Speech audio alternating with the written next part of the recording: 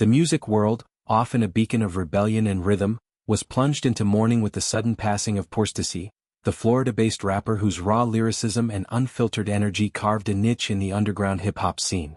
At just 26, an age when many artists are hitting their stride, PoorStacy, real name Stacy Sire, left behind a void filled with questions, grief, and a chilling retrospective analysis by fans who now pore over his work for signs of the despair that may have culminated in his death.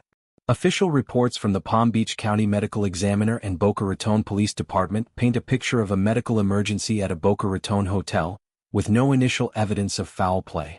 Yet, in the absence of a confirmed cause, still pending toxicology, the internet has become a detective agency, with Reddit threads and fan forums buzzing over what they perceive as a tell-all sign weeks before his demise. Was it suicide? A cry for help encoded in stories and songs? The speculation swirls, a digital wake where admiration mingles with anguish. PoorStacy's rise was meteoric, yet meteoric in its intimacy. Emerging from Florida's sun-soaked trap scene, he blended emo rap vulnerability with trap beats, drawing comparisons to Juice WRLD and XXXTentacion. Tracks like Riot and 15 showcased a soul wrestling with inner demons, addiction, loss, the hollow pursuit of fame, wrapped in production that pulsed with urgency. His death, announced abruptly, shattered this trajectory. Fans, still reeling from the news, flocked to social platforms, unearthing a now-deleted Instagram story from 2 weeks prior. A lengthy, detailed post interpreted by many as a suicide note. Am I the only one that saw the S*I side note on his story like 2 weeks ago? He deleted it afterwards, but it was pretty hefty and detailed, one Reddit user lamented, capturing the collective gut punch. The post, fragments of which circulated via screenshots, delved into regrets, unspoken pains, and a haunting farewell that felt less like art and more like an exit strategy. This isn't isolated hindsight. PoorStacy's discography is laced with foreshadowing. Songs dedicated to mental health struggles, pleas for connection amid isolation. Lyrics that once resonated as relatable now read as prophetic. He even had a song dedicated to it, also wished people checked on him, etc. I feel bad for his son, another fan reflected, alluding to the rapper's young child, a recurring motif in his music as both anchor and ache. Fatherhood, for PoorStacy, was a double-edged sword, a source of light in his verses, yet a weight in his worries about legacy and provision. The third commenter nailed the tragedy's core. That was definitely a telltale sign. I wish he could have got more support and love, but sometimes even that just isn't enough.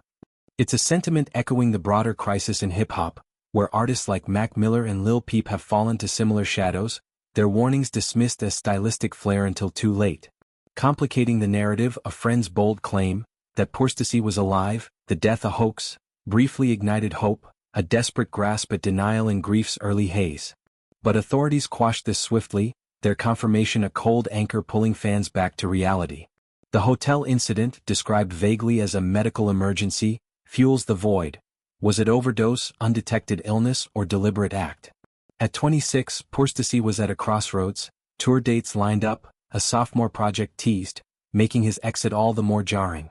Fans dissect his final performances, noting a subdued energy, eyes that lingered too long on the crowd as if memorizing faces. This tragedy amplifies calls for mental health reform in music. PoorStacy's story isn't unique. The genre's glorification of struggle often blurs lines between catharsis and cry. Fans advocate for better resources, on-tour therapists, stigma-free check-ins, remembering how he once tweeted about therapy's taboo. His son, now fatherless, becomes a rallying point. GoFundMe campaigns for the child's future sprout like digital memorials, underscoring community care's limits and potentials. In retrospect, PoorStacy's art was his tell-all, a lifeline thrown that went uncaught. As fans mourn, they honor him by listening closer, not just to beats but to the breaks in between. His death at 26 isn't an end, but an echo urging the industry to amplify wellness over waves.